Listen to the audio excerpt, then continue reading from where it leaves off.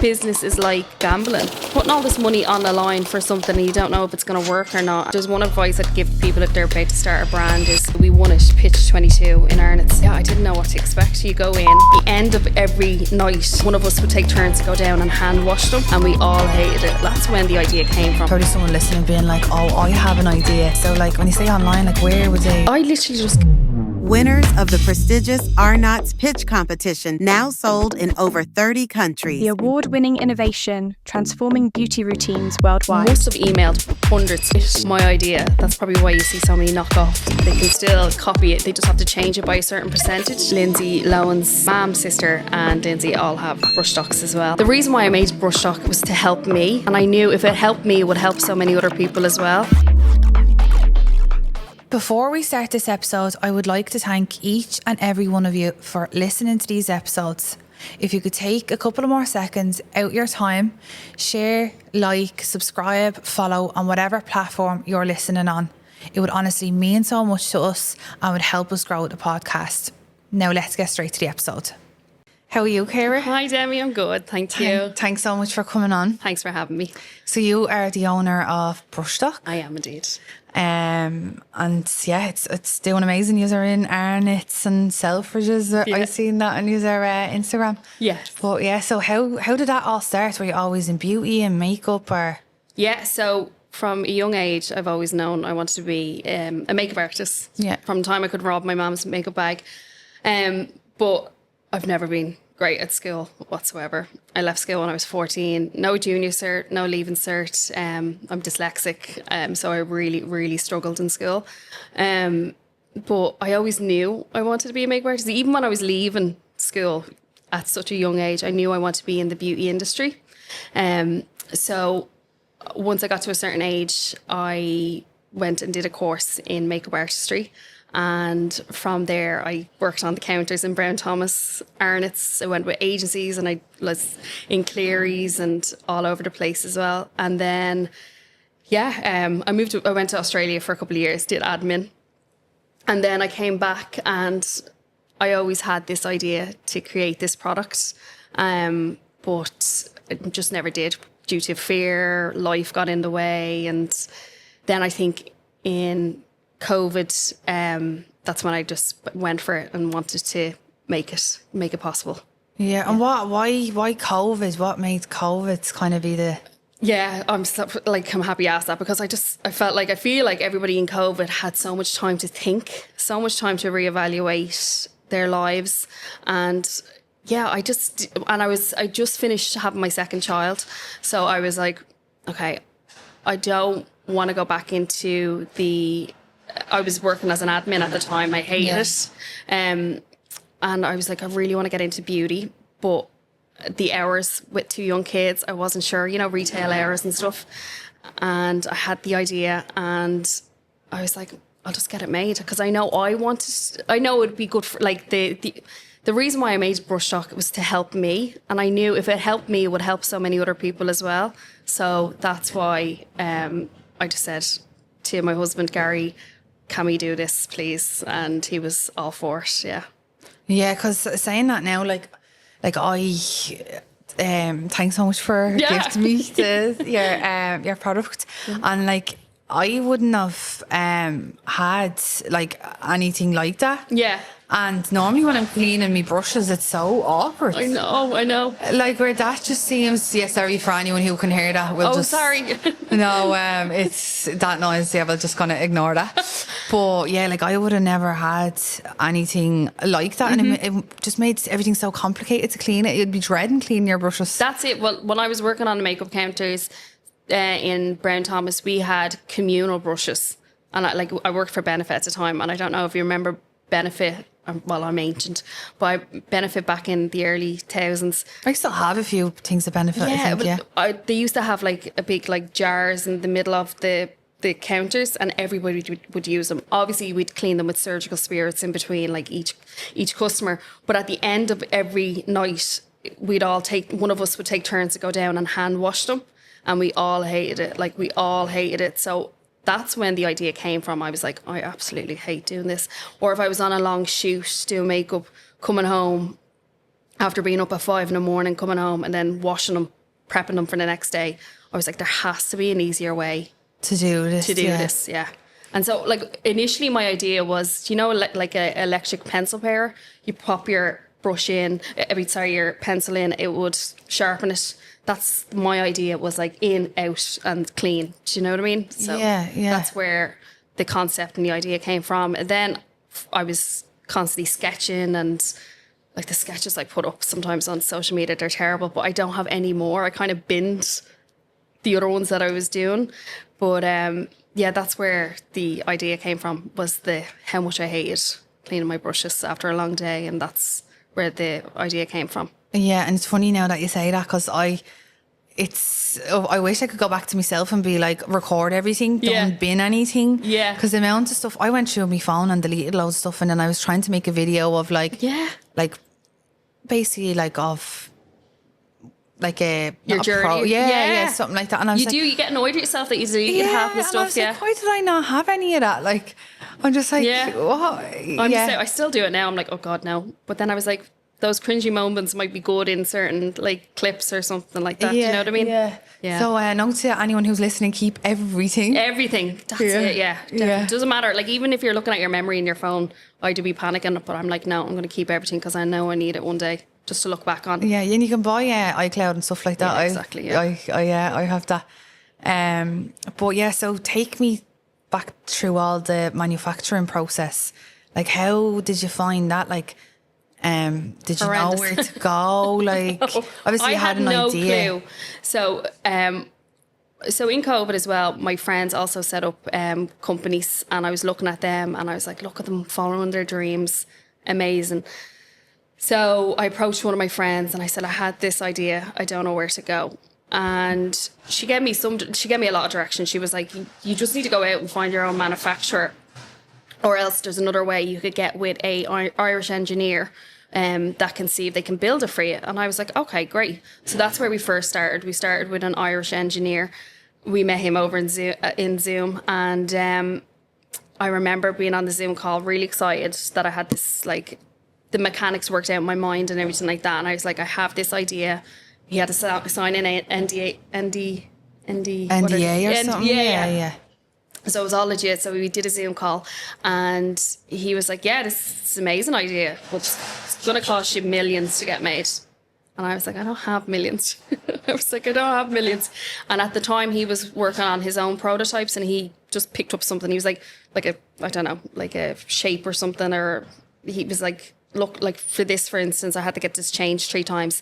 This has cost me €50,000 to get this changed 3 or 4 times. That's what you're looking at. And I was like, oh my God, I don't have this. I was so naive. I thought when you had an idea, like, I don't know what I think. Looking back now, it's very stupid, but like, I thought once you have a great idea, someone will want to make it for you, and then like off you go. But it's not like that at all. So he completely kind of gave me a reality check. And it kind of really dimmed your light, and you were probably like, all right, then what? There's no point. Yeah. And he probably stopped you from working on that dream. That's it. That goal. Literally, the call ended, and Gary was like, okay, so we explored that. As in, like, that's done now. And I was so defeated. And my friend rang me, who gave me the details, and she was like, how'd you get on? And I told her, I was like, nah, the dream is gone now. He basically said that it's impossible, it's going to cost millions. And she was like, would you not just put yourself out there? If you're willing to give up on your dream, would you not just put yourself out there on the internet to companies that have the capabilities that can make this device in exchange for you to do a larger order or contract with them or something? I was like, do people actually do that? She goes, I don't know, it's worth a shot. And when you say online, like, obviously there's probably someone listening being like, oh, I have an idea. Yeah. How do I go about this? So like, when you say online, like, where would they? Oh, I literally just Googled, like, so I know I needed people that were into technology and electrics and certain motors and stuff like that. So I was literally Googling in my mind, like a technology, electrical places. I must have emailed hundreds with my idea. That's probably why you see so many knockoffs now of my idea kind of floating around, because that's what I was going to say. I've seen a few. Yeah. And we have a patent on our product as well, but I can get into that. I don't know if you want me to at all, even when we had a patent, they can still copy it. They just have to change it by a certain percentage, and and it's changed. So that's a bit. It's a bit really disheartening. Like, it's very disheartening because I'm already bringing out a product into the industry that I don't want it to be a gimmick. It's like I don't want it to be a novelty or, you know, a piece of shit or like another different product. Or something. Yeah. Like I didn't want to bring Brushdoc into this beauty industry and for people to be like, there's no need for that. I want to be able to change the way the industry clean their makeup brushes. So when I see the fakes and the knockoffs, I get a really I know I'm meant to ignore it, stay in my own lane, but it's very hard when you see your hard work kind of like, I don't know, cheapened in a way. Yeah, and it's like someone's after completely just taking your hard work and that's it, your idea, and just making money off it. It's kind of yeah. It's really, really shit. But like all big entrepreneurs that I've reached out to and talked to, they said it's a good thing when people copy you. So I'm just going to take it. Yeah, exactly. It is that, like, do you know what I mean? It's a good thing. But yes, so you were going on. No, you're all right. So you were on Google. You were searching all different businesses and stuff. Sorry. So I have a copy and paste email, and I would fling it out to them, and I'd be like, I was willing to, I gave my idea to people. So I was like, that's why, I gave my idea to people because in a hope someone would come back to me and say, oh yeah, this looks really good, let's have a chat about it and stuff like that. One manufacturer did, and that's the manufacturer we're still with to this day, came back and said, yeah, we'll be willing to work on this with you. And I was like, oh my God, here we go. And this is all an Irish manufacturer? No. This was in Asia. So we finally got someone. I went Turkey, America, England, everywhere you can think of that had a technology electronics company. I've reached out to them. They probably have them all in their junk mail or whatever like that, but I've reached out to anybody I could. And it's when we finally got to Asia, I was like, and it's actually where we're based. I can't pronounce the name. It's like the technological, like it's the big place in Asia where everybody goes to get their stuff made. And our manufacturer are like, when I first went into it, just send blind emails, I never really considered like, the how good they are as a company. Do you know what I mean? Like so, how hard they work. Yeah. And I was blessed when I researched the company that they are very reputable, and I was just really happy with them. So that's, we started that relationship and got the ball rolling basically. So you probably got a few samples off them, did you? Or? Yeah. So that's how it works. So once we basically agreed if they made us the correct device and it works well, we would put in a large order with them. I don't even know if that's heard of now or if I just got lucky. I don't know, because a few things happened on that journey that we got really, really lucky with. I feel like everything like was meant to be kind of. Like when we got the patent, it was from a guy that works with Gary. He just got hired that day, and he's a patent expert in the US, and he helped us out. It's like little things like that just fell into place. Yeah. So when this manufacturer was like, yeah, if we make you the right device, you can put in a large order and we can go from there. And I was like, brilliant. So I think Brushdoc was finished after prototype number 6 because so much had to be changed. The materials, the motor, the speed, the silicone mat. Had so many different prototypes of the silicone mat. The outer cup, the lid, everything. It's based off a professional brush holder. Do you ever just see the ones that collapse? Yeah. So it's based off that. So little things like that had to be, changed. And that's, I would have probably went through the same kind of thing with my own product. Yeah. Did you have any, like, I don't know, I was seeing, did you have any, like, issues with, obviously, if you're still with the manufacturer, I'm guessing you obviously didn't. I had a problem there with one manufacturer where I ordered a product and I got them. And then another time I ordered them, it wasn't the same stuff. It was like they changed something. No one realizes that hassle. Yeah. Yeah, and then like I've seen it happen to other brands. Like there's a company that I know, and I was using their products for ages as well. And a batch that they sent out to loads of people, and the formula was changed, and everyone was giving out to them as if they decided to change the formula. They tried to do it, yeah, but it's actually the process the manufacturer does, yeah. It's Yeah, shocking. That's why you always how- have to get samples, isn't it? Like, and but then again, even if you get the samples, Yeah, they your can box just can arrive change it. and just, yeah. It's mad how they can do that. I think business is like gambling. Like It is, Do you know yeah. what I mean? As in, you're putting all this money on the line for something and you don't know if it's going to work or not, and then.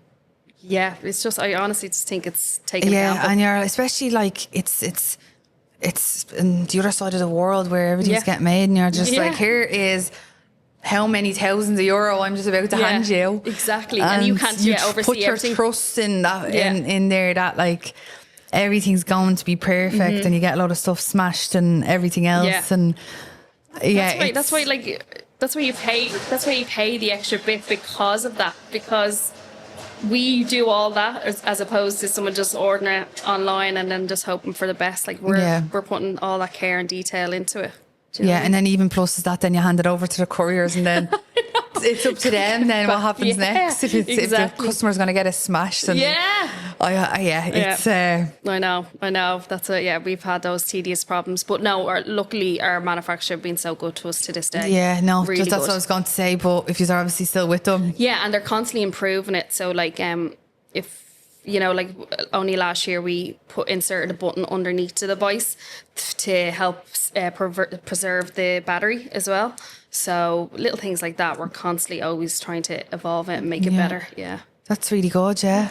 So then going back, so obviously you got all your products, you ordered the big order, and where did you just make up a website and we're like, right, okay, I'm going to start selling now? Or? Yeah, Shopify. Like it's the best thing about, like, everything's kind of free now. Like social media is free, Shopify. But I, again, so naive. I was like, this is going to be amazing. This is going to explode and take over the whole world. You know what I mean? In my little head, because I was using it so much and I was doing exactly what I wanted to do and solving my problems. I was like, surely it will solve so many. So I in my head, I don't know if it's being big-headed, but I knew it's going to do well.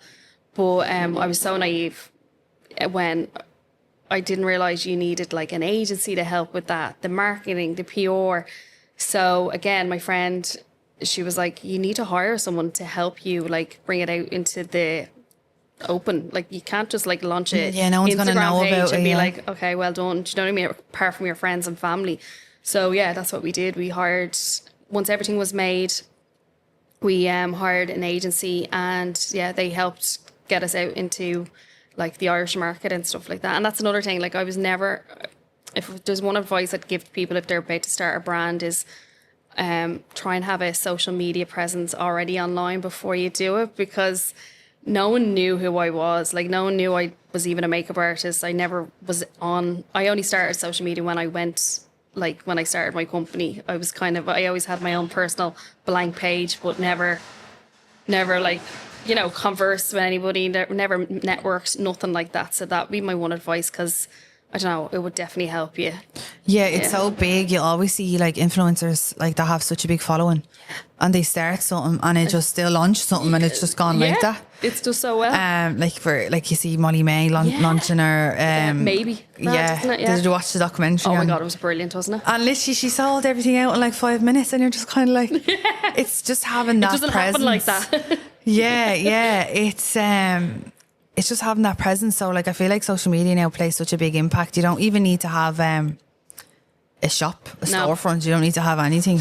Yeah. So lucky we're so lucky, but then again, there's so many people that are trying to do it as well too. So there's a bit of competition, but no, definitely like that's another advice. It's like hire an agency or PR. Like it's not mental money, but it'd be a well worth investment to do it. And what do you feel like an agency and the PR, like what do you think they've done for you with the business? Like, yeah, like they're the ones with the contacts. They're the ones that like push it to the bigger creators, and push it into magazines, and it has that kind of knock-on effect, and more people see it then, and it just looks more professional. And I think, they are the ones with the contacts. They're the ones that can get you into bigger places and like lead you to like to grow. And, yeah, exactly. Yeah, because that's what you're kind of like, you wouldn't know where to go or what step to take. No. Especially like if you don't. I hadn't a clue. I was just so lucky that I had friends that did it before me that's like were helping me. But if it was just like me doing it by myself, I think I would have just bombed straight away. To be honest with you.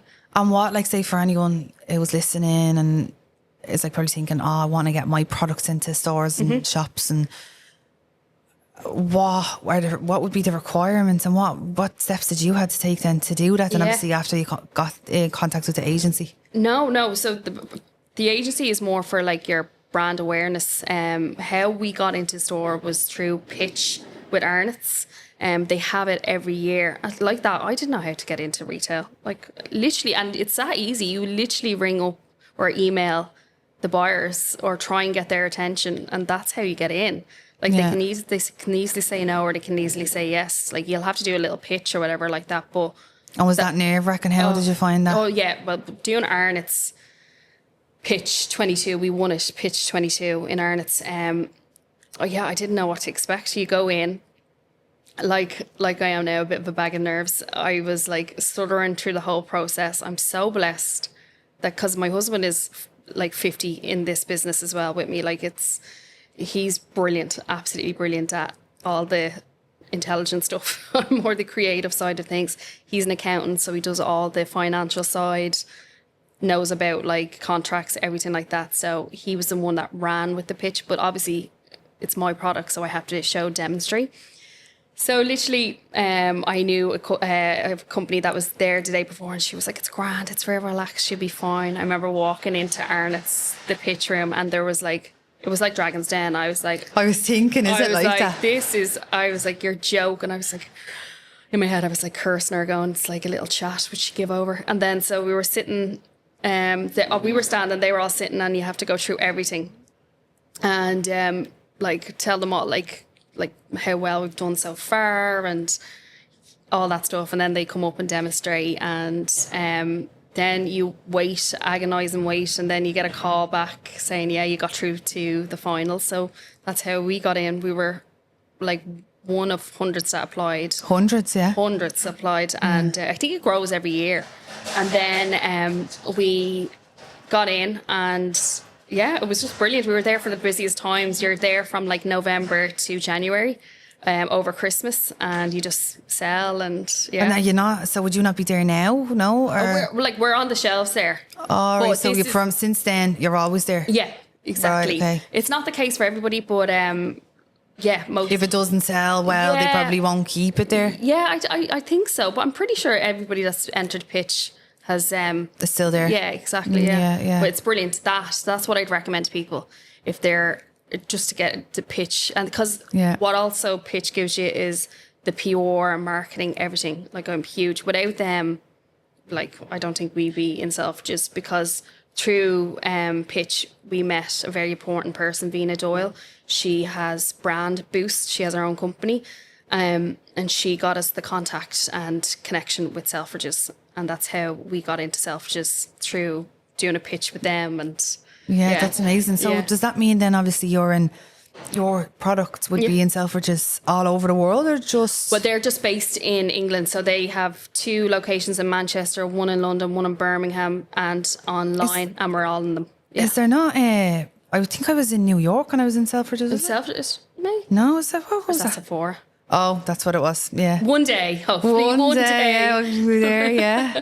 That's obviously what it was. Yeah. But that's amazing. Yeah. Like you're selling. We had to pitch them. That was nerve wracking as well. Was that even worse than Arnott's? Yeah, because because it's a giant. I don't like, it's huge. Like I think when people hear Selfridges, they know like it's just huge. Like even the bit, like even walking in the store is just like 10 times the size of Brown Thomas. Like I can't, and it's busy. It's so busy.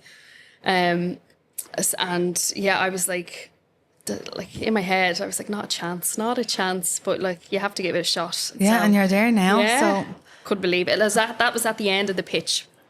which was rare. At the end of the meeting, it was like, yeah, okay, I think we'll have you in all stores. I was like, what the fuck? Yeah, you were probably dying to scream, and you're like, yeah, that's it. No, I actually did. I remember the buying team. I was like, what? Like, and shoot, they were just like, yeah, we'll have you in all the stores. Yeah, you probably couldn't hold it in. We went for a drink afterwards. Me and Gary did. Yeah. Thankfully, he was, again, he had the slideshow, like going all the, where we sold into, you know, everything that we've done. So yeah, it was, thank God for him. I was just doing the little demo and that was it. Like, Yeah, that's, I'd be absolutely screaming inside. yeah. But anybody can do it. Yeah. Anybody can do it. If you have an idea, just go for it. And I feel like people just like would overthink it or wouldn't know where to go, so they just don't see that possibility being out there. Yeah, that's what happens. Where like say if you would have spoke to your man, like the first person that you would have spoke to, and you like most people would probably just be like, right, that's impossible. That's not going to happen. I was that. It was only for my friend Denise that was like, look, you're willing to give up. You might as well just try out your idea and see what happens. Yeah. And like that's what I did. Now I'm here talking to you. Yeah, and doing really well. Like that's absolutely amazing. And I seen you have the brushes and stuff. So we like last year was mental with Selfridges launching, and then we wanted to grow the line. I wanted to grow the line. I have so many ideas. I still have so many ideas. So we brought out a brush set, and the best thing about the brush set is it has an aluminium handle and it's shaped. So a lot of makeup artists would depot their makeup. They would use spatulas and stuff like that. And obviously when you're on set or in a busy environment, you don't necessarily, like I wanted to make it easier for a makeup artist, so they have the end of the brush to depot their makeup onto their palettes easy and efficiently, but it's not wooden, so it's not porous, so the product doesn't seep in. This is aluminium, wipe it away, disinfect it, and it's back to brand new again. So that was my logic with that. And they're doing really well. Like people seem to love them. And we brought out sink mats, cloths, microabsorbent mats for lying down the brushes. Yeah, I just want to make wash and makeup brushes easier for a lot of people and just for. And they look more like expensive. They look real luxurious, like because they are that bit of. Do you know what I mean? Like I seen the videos and they looked so nice. Oh, that's what a videographer could do. But yeah, they do. Yeah. In fairness, like all the detail that went into the packaging, Gary again, the everything is just like we've thought of everything. Do you know what I mean? Like, I know, don't be saying Gary again. That's Gary. No, come here. I say that was all your creativity. No, and it was. But like he would oversee all the like God, I'd be terrible. Like he'd oversee any, like I'd type things how I'd want them, and he'd like review them and stuff like that. Do you know what I mean? Yeah, you have the creativity. Yeah, exactly. There you go. We have a good balance. Yeah, so you have both. I literally only had a guest there before you, and she's the exact same. Like, oh really? Oh, she's the creativity, and then he's the organised person. Yes, that's Gary. Yeah, so like, do you know what I mean? Without you, there wouldn't be the business, and without him, there wouldn't be the business either. So like, do you know what I mean? But it is hard though. It is hard when you're working like with your like partner. And we have 2 kids, and he has his own full-time job as well. Like but it is exciting though. Like even when we were flying over to Selfridges, I was like, this is mad. Like this. And where do you it's obviously have like where you stock everything and well, we have a warehouse in Galway, so they do everything in fulfillment. They fulfill. And the he orders. has a full-time job. And he has a full-time job as well. Yeah. What? So this is mine. This is my baby. Everything's going into the business, back into the business now. But this is my business, and he has his own. He loves accountancy. Like he loves his job. He loves his company that he works with. And even if we got to a stage where I don't know if he would. I don't know if he'd go onto Brushdoc full time. I think he'd nearly hire someone to take over because it's really, beauty. It's, do you know what I mean? Like, I can't imagine. There's like, I feel like no matter what products or what business it is, even if it is like a real girly beauty business, there is that side to it that like. You need that business mind. Yeah. Yeah. There's so much behind all of that that would be more of like not a manly job, but like I know anybody can do. It doesn't have to be a girl or a woman doing it. Like I agree with you. I just feel like I don't know. I think he likes having his own accountancy and work and stuff like that, as opposed to help like take over Brushdoc with me or something. And is that like is that his business or is actually his Oh no, he works for a company. Yeah, he works for a company. Okay, yeah. And that's what I mean. Like I feel like everything fell into place when we were first starting Brushdoc because, like little things, like as I said, the patent guy just got hired that next day. That same day we were looking for a patent. He's still our patent lawyer. He still does all our trademarks. He still like does everything for us to this day. Yeah, a lot of those things aligned up when we were about to launch that. I don't know if it's luck or it was meant to be or something. And that's what I was going to bring it back to that. So obviously for other people that are anyone listening or Matt, and so explain patents and trademarks and how what do they do for your product and why do you need them? Yeah, what are they? intellectual property. It's just, I think it's an extra cover for you. So say if we were ever to sell Brushdoc as a company, we have patents behind us to back it up that no one else can copy our products or it just adds that bit more protection and value to your company. I have no idea the ins and outs. I don't even know what type of patent we have. I know the trademarks. We have a trademarks in Ireland, US, everywhere. And eventually, that can grow. We can get, God, what is it? Oh God, I sound. Is it, and with the trademarks then, like would you just be trademarked in every single country or just Ireland? There's or? regions you can pick and everything like that. Yeah. So we're like we sold into 34 countries. So like I think it's just trademarks for that. Like I could be wrong now because that's not my side of things. Yeah, but I tried to get trademarks for Demi's Nails and Beauty and I put that in and I couldn't because someone else had it. No, Demi baguette. Like Demi is actually for half of a baguette. Oh. So I was just like, okay, I can't. So like Demi's Nails and Beauty, obviously that would be my business. And when I was putting that in, I was just like, okay, so that's I can, like Surely obviously there has to be a loophole. Yeah, like I'll get Paul to help you out. He's brilliant. Like he's just before he went working with Gary's company, like every time we have it, like every time I give out about the copies that I see online, he's like, it's a good thing. It's a good thing. Do you know what I mean? So I was like, can you not just send him a letter, give out to him? He was like, no, Ciara, that's not how it works. He was like, you just need to. And get like when you say like, what's the percentage of what they can actually change it by? I think it's 40%. And they like, can look like there's, but because there's a lot that are literally nearly the exact same as yours. I know. So there's ones that I've seen that we had to get them taken down because they used our like Brushdoc name on them. And you actually like, could you not we had to sue get them? No, you probably didn't want to go even through that process. No, it's like a letter to be like, we know what you're doing, take this down, or it gets taken further. Basically, do you know what I mean? What's it called? I don't know what it's called. Like as in like cease and desist or something like that. Yeah. But they would have so they're like a jar or a plastic jar and the nozzle. But I get so infuriated when I see people sticking the brushes upright to dry them because it goes into into the ferrule. Like the water goes into the ferrule of the brush and it's destroying it. You don't dry your brushes upside down. So they just have to change it by 40% and they just get away with it. Like, but that's why. 40% seems a lot that I wouldn't be able to see it as being nearly the exact same as your product. I know. But 40% could probably just be like the colour of it. Yes, exactly. And what percent, if you just change the colour, what percentage is that? I don't know how it works. I don't know the breakdown is. But I'm just lucky that even I have so many like celebrity makeup artists that are like, you're the first, Ciara, you're the first to have done this. We all know about it. If we saw a knockoff, we'd be like, you just copied Brushdoc. So I'm grateful for that. And I'm grateful for the support of the US market as well too. So because that'd be quite big in terms of the makeup artistry world over there.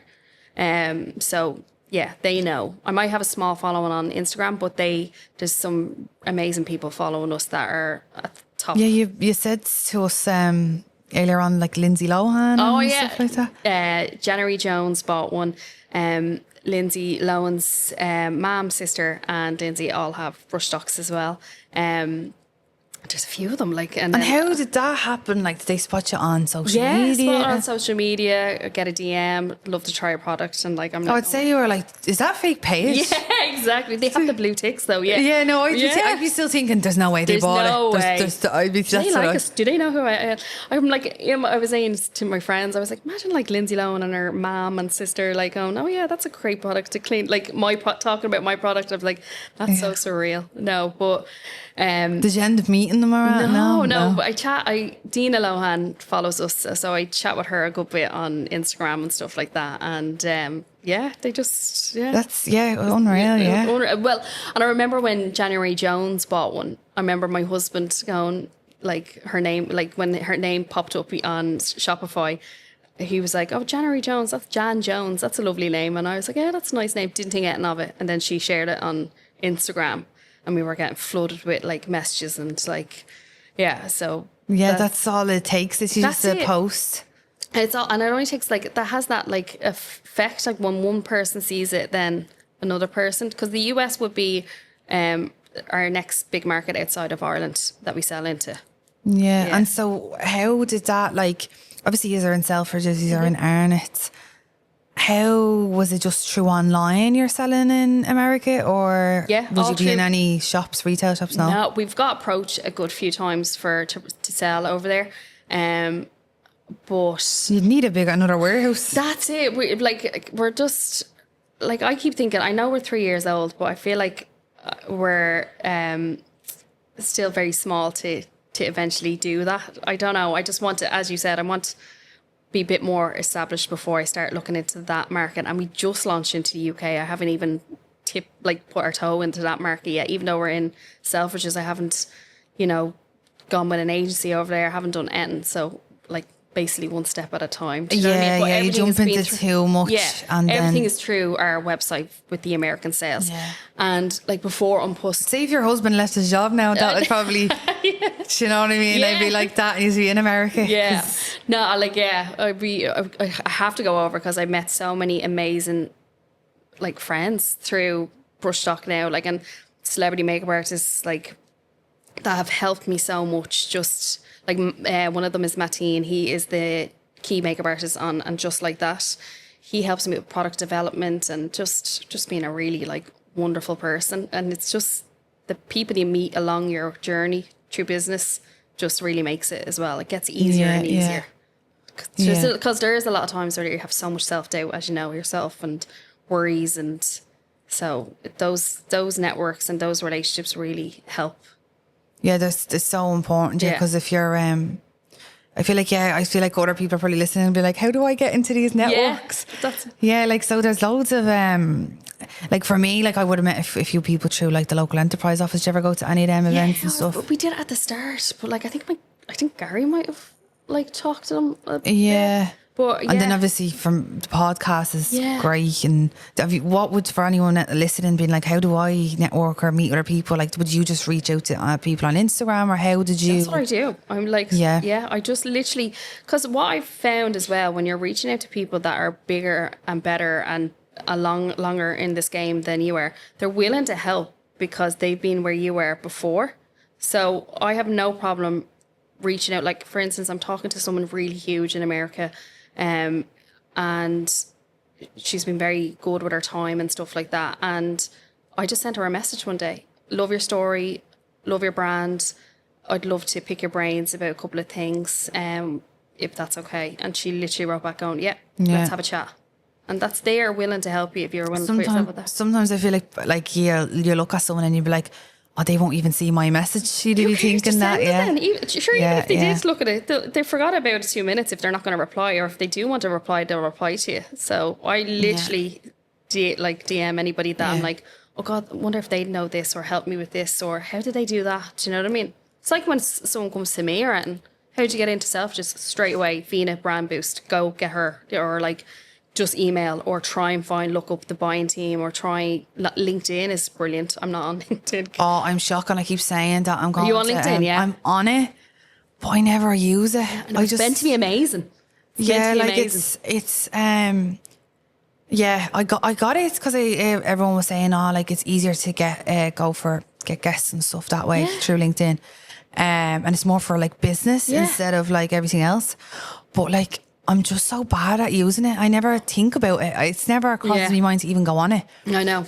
I wouldn't be like, I don't even have we have a business page on it, but like, I'd be same with you. I'd be like, I don't know, Instagram is just more familiar, or like you can see their life and you can see if they're like, you know what I mean? I don't know. It's just like they're online. They might have it, like they might see my message now as opposed to LinkedIn or something like that. Yeah, I'm very bad.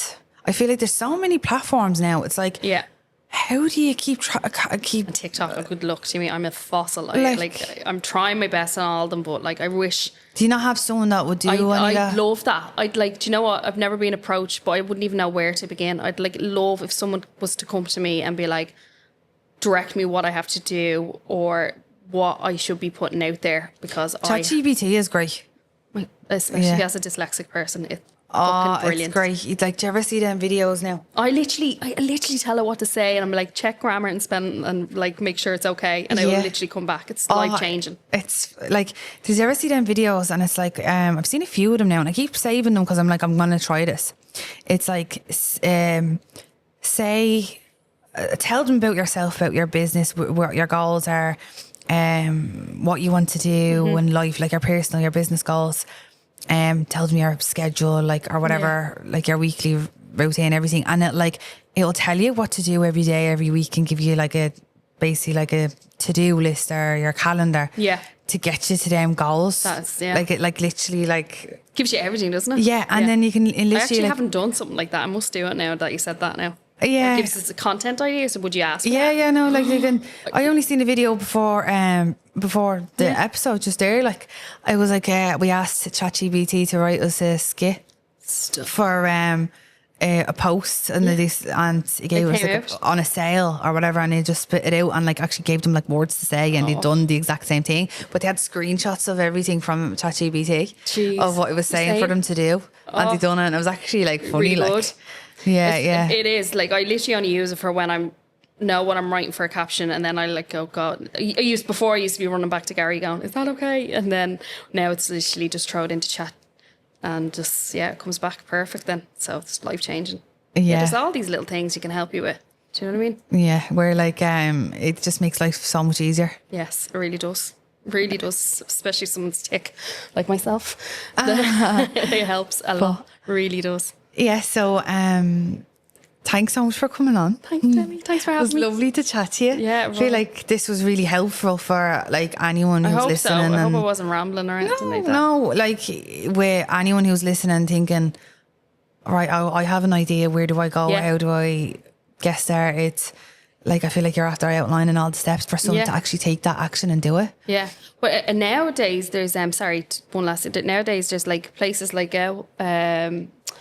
there's not marketplace, but there's marketplaces that have all these manufacturers grouped in together. I've seen, there's apps now that you can get that have all these manufacturers already. Someone's done this for you. This is like, because we thought about this like years and years ago. Do you know what I mean? And got the ball rolling years ago. So there's so many areas. Like, I think they'd be like Alibaba is one of them. There's one of them, and there's a Turkish one. There's a few of them now that you can literally just chat to them directly, and it spits out all the suppliers. So now you can get dodgy ones on them as well. So just be careful if anyone is. And just don't send a load of money to someone and hope for the best.